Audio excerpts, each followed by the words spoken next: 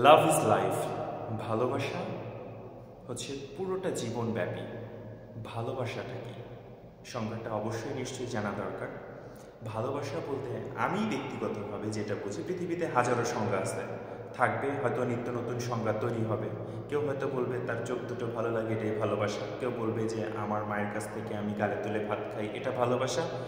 কোনো নারী বলবে আমার স্বামী আমাকে কোলে নিয়ে বা বুকের মাঝে মাথাটা রেখে ঘুমাতে দেয়, এটা ভালোবাসা। এক একজনের কাছে এক এক রকম। বাট ভালোবাসা শাশ্বত, ভালোবাসা আমাদের প্রত্যেকের জীবনে অত্যাবশ্যকীয় একটি বিষয়। এবং ভালোবাসা ছাড়া আমরা পৃথিবীতে অবশ্যই অনগ্রসর। পৃথিবীতে যা কিছু সুন্দর তা কিন্তু ভালোবাসার মধ্য দিয়ে, লাভ, অ্যাফেকশন, ইমোশনের মধ্য দিয়েই অ্যাডভান্স হয়েছে। ভালোবাসাটা শাশ্বত এজন্যই একটি জন্মের শুরু থেকে শেষ অবধি, up to death, love is equal. Love is মানে ভার্টিক্যাল, একটা সমান্তরাল বিষয়। এখন কথা হচ্ছে কার প্রতি কীরকম ভালোবাসা। নারী পুরুষের সমবয়সী এক্সপেক্টিং একটা লাভ হচ্ছে যেখান থেকে বংশগতি, শারীরিক জৈবিক চাহিদার ব্যাপার। পিতা পুত্র, পিতা প্যারেন্টাল যে ভালোবাসা সন্তান সন্ততির সঙ্গে বাবা মার, সেটা হচ্ছে নিবিড় একটি ভালোবাসা যেটা সন্তান এবং পিতা মাতার সঙ্গে থাকে। ভাই ভাইয়ের প্রতি যে ভালোবাসা, সহযোগিতামূলক, সামনে অ্যাডভান্সের ক্ষেত্রে আগিয়ে নেওয়ার জন্য অথবা তাকে সহযোগিতার জন্য ভাই বোনের ভালোবাসাটা, এটা একরকম।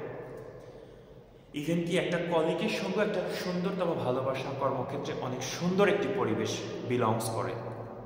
এখন কথাটা হচ্ছে যে ভালোবাসা, এই যে সংজ্ঞা, সব সংজ্ঞাটাকে সুন্দর করে যদি একটা জায়গায় ফ্রেমে নিয়ে আসি, ভালোবাসাটা হচ্ছে আমি ভালো থাকবো, আমার প্রিয়জনকে ভালো রাখবো, একই সঙ্গে আমার পারিপার্শ্বিকতার প্রত্যেকের সঙ্গে সমান রেসপেক্ট থাকবে এবং আমরা এগিয়ে যাব। সমাজে কিন্তু আমরা যেখানে বসবাস করি তার চারপাশটাই তো সমাজ, তাই না? তার মানে এক এক জায়গায় এক এক সমাজ। আমি যদি বলি পুরো বাংলাদেশ একটা সমাজ, রাশিয়া একটা সমাজ, কানাডা, অস্ট্রেলিয়া, যার যার দেশের মধ্যে এটাকে ভাগ করা হয়েছে। এবার যদি বাংলাদেশের একটা জেলা ধরি, সেখানে একটা সামাজিকতা। এই সামাজিকতা, সমাজ মানেই কিন্তু দেখেন একটা ডিস্ট্রিক্টের ভাষা একরকম, আরেকটা জায়গার ভাষা, বিয়ে শাদী, সামাজিক অনুষ্ঠান কিছুটা হলেও কিন্তু ভিন্নতা আছে। কিন্তু এই জায়গাটা ব্রডলি যদি আমরা অত ডেফিনিশন করতে গেলে ভিডিওটা অনেক বড় হবে। কিন্তু প্রত্যেকের প্রতি কিন্তু ভালোবাসা আছে, একটা টান আছে, একটা অনুভূতি আছে। এই অনুভূতি যেটা নিজের মনকে প্রলুব্ধ করে, একটু খুশি থাকার জায়গাটাকে স্পেন্ড করে মানে বড় করে, এটাই ভালোবাসা। আপনি যখন মার হাতে ভাত তুলে খান, আপনার নিজের ভিতরে একটা স্যাটিসফাইড আছে, স্যাটিসফ্যাকশন আসে, ভালো লাগছে, মা গালে তুলে ভাত খাইয়ে দিচ্ছে। ভাই ভাই যখন দুটো ভাই একসঙ্গে বসে খাবার খান, রেস্টুরেন্টে বসে খাবার খান, বড় ছোটোর মাথায় হাত বুলিয়ে দিচ্ছে, ছোটোটার কিন্তু ভালো লাগছে, ভাইয়া তো আমাকে আদর করছে। ভাই বোন যখন অনেকদিন পরে বিয়ে হয়ে গেছে, দুজন দুই বাসায় আছে অথবা দূরত্ব আছে, অনেকদিন পরে যখন দেখা হয়, দুজন জড়িয়ে ধরছে অথবা সালাম বিনিময় করছে অথবা কুশল বিনিময় করছে, this is love, satisfaction of heart, মানে হৃদয়ের একটা সুন্দর অনুভূতি। একই জায়গায় যখন একটি সন্তান তার বাবাকে রেসপেক্ট করছে, এই জায়গাটা ভালোবাসা। আবার স্বামী স্ত্রী সংসার করছে, দুজনের ভিতরে কথা হয় না, জৈবিক চাহিদার কারণেই দেখা গেছে রাত্রে একসঙ্গে থাকছে, বাট তাদের ভিতরে হাসি খুশি নাই, একজনের কষ্ট অনুভূতি বোঝানো, এখানে ভালোবাসা নাই। আবার ভালোবাসাটা তখনই আছে যখন দুজন একসঙ্গে থাকছে, একজনের বুকে অন্যজন মাথা রেখে ঘুমাচ্ছে, একজনের কষ্ট একজন উপলব্ধিমূলক বিষয়গুলি দিয়ে বুঝতে চেষ্টা করতেছে, দিস ইজ লাভ। তাহলে ভালোবাসাটা কি? আমি এক বাক্যে বলতে পারি, আপনার মনে যেটা আনন্দ উদ্বেলিত করে, আপনি স্যাটিসফাইড হন, যার সঙ্গে আপনি কথা বলে আনন্দ ফিল করেন, প্রত্যেকটা মুহূর্ত যে আপনার বিষয়গুলিকে আনন্দিত করে তোলে, এটাই ভালোবাসা। বাট সেগমেন্ট আছে, ভাগ ভাগ আছে।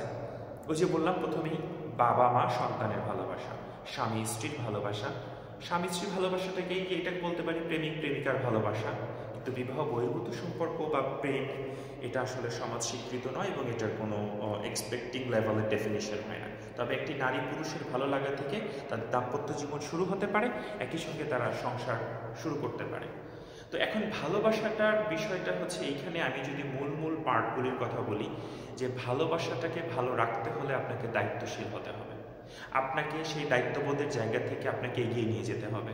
আপনি চাইলেই যা খুশি তা করতে পারেন না। পিতামাতার সঙ্গে খারাপ ব্যবহার করলে তো ভালোবাসা, প্যারেন্টাল যে ভালোবাসা সন্তান হিসেবে বাবা নষ্ট হয়ে গেল। স্ত্রীর প্রতি যদি সঠিক দায়িত্ববোধ পালন না করেন, স্ত্রীকে খারাপ কাজে প্রলুব্ধ করেন, টাকার কারণে এখন অনেক কিছুই শুনতেছি যে স্ত্রীকে ইভেন কি স্বামী পর্যন্ত বিক্রি করে দিচ্ছে। ভালোবাসা তো দূরের কথা, এটা তো হিংস্রতামূলক হয়ে গেল, তাই নয় কি? একই সঙ্গে দেখেন ভাই ভাইতে সম্পত্তি নিয়ে, টাকা পয়সা নিয়ে কত ধরনের ফ্যাশন, এটা কিন্তু ভালোবাসা বলে? এটা কখনোই ভালোবাসা বলে না। এই ভালোবাসাগুলিকে বিলংস করতে হয়, এগিয়ে নিয়ে যেতে হয়, তার জন্য সুন্দর মন মানসিকতা প্রয়োজন। আর ভালোবাসা মানে আমরা যে একটা ঋতুপুতু কথা বলি, ভালোবাসা মানে মনের ভিতরে একটা সম্পর্ক আসে, যৌনতা, বিষয়গুলি এরকম না। ভালোবাসা শাশ্বত, সুন্দর, অসম্ভব রকমের ভালো। পৃথিবীতে প্রত্যেকটি দিন আমরা ভালোবাসার উদ্দেশ্যেই বাঁচি এবং মৃত্যু পর্যন্ত আমরা ভালোবাসা প্রত্যাশা করি। শেষ বয়সে যখন আমরা একেবারেই নুয়ে পড়ব, আমাদের আসলে শারীরিক কোনো শক্তি থাকবে না, আমরা অন্যের উপর উপজীব্য হয়ে পড়ব, তখন যারা আমাদেরকে ভালোবাসে তাদের কাছ থেকে একটু হাসি মুখে কথা, তাদের সংস্পর্শে থাকা, তাদের থেকে কোনো কিছু প্রত্যাশা করাটাও হচ্ছে আমার জন্য ভালো থাকা, আর সেখান থেকে আমার ভালোবাসার সৃষ্টি। সুতরাং অযৌক্তিকতা আবার হবে না। অনেকে আছে আবার, আমি যেটা দেখি বা চিন্তা করি, ইয়াং জেনারেশনের প্রতি, আমি অলরেডি ম্যারিড, বাট ইয়াং জেনারেশনের প্রতি একটা বিষয় থাকে যে ভালোবাসা মানে যে উদ্ভট অপ্রাসঙ্গিক বিষয়, যেটা আমরা সোশ্যাল বা সামাজিকতা মিডিয়াদের মাধ্যমে দেখি, যে রাজার ছেলের সঙ্গে বেদের মেয়ের একটা প্রেম, দেন বিয়ে, এই সেই, মানে চৌধুরী সাহেব, খান সাহেব, আমরা যেটা শুনে থাকি আর কি। আসলে এটা টোটালি অপ্রাসঙ্গিক। এটা আসলে সিনেমা জগতে বা মিডিয়া জগতে কিছু চরিত্রের প্রস্ফুটনের জন্য এটা করা সম্ভব, কিন্তু বাস্তবিক ক্ষেত্রে, বাস্তব জীবনে সেটা হয় না। ভালোবাসা, আমি যেটা বলছি, জৈবিক চাহিদার ক্ষেত্রে এবং স্বামী স্ত্রীর একটা সম্পর্ক ক্রিয়েশনের ক্ষেত্রে যে ভালোবাসাটা তৈরি হয়, সেখানে ইকুয়ালেশনটা মাস্ট বি ইম্পর্ট্যান্ট। এটা নিয়ে অনেক বড় মোটিভেশন বলি বা লার্নিং সেশনের ভিডিও বলি, সেটা ক্রিয়েট করা সম্ভব। আমি আজকের ভিডিওতে এটা নিয়ে ডিসকাস করতে চাই না, কিন্তু আপনি যাকে ভালোবাসবেন অ্যাজ এ আপনার মানে লাইফের পার্টনার বলি, সহযোদ্ধা বলি, অথবা বেটার হাফ বলি, তাকে সিলেকশনের ক্ষেত্রে অবশ্যই নিঃসন্দেহে আপনি যে অবস্থানে আছেন, আপনার মন মানসিকতা যেরকম, যেটা আপনি ডিজার্ভ করেন, আপনি তাকে সেই অর্থেই ভালোবাসবেন। আশা করি আমার কথাটা বুঝতে পারছেন। পৃথিবীতে প্রত্যেকটি ভালোবাসাই সুন্দর এবং এটি হৃদয় ঘটিত একটি ব্যাপার, এবং প্রেম শাশ্বত, ভালোবাসা শাশ্বত। ভালোবাসার পার্ট আছে যখন, যেখানে, যেরকম, যার সঙ্গে যেটা মানানসই। শুধু ভালোবাসা মানে একটি নারী পুরুষের একটি নির্দিষ্ট বয়সের ভালোবাসা নয়। ভালোবাসাটা প্রত্যেকটা বয়সের, প্রত্যেকটা সময়, প্রত্যেকটা ক্ষেত্রে। সুতরাং ভালোবাসাটাকে এগিয়ে নিয়ে যাওয়াটাও ভালো থাকার মধ্য দিয়ে হয়। আমরা অবশ্যই ভালোবাসবো, একে অন্যকে ভালোবাসবো। তার সঙ্গে আমার ভালোবাসার সেগমেন্ট বা পার্ট কোনটা?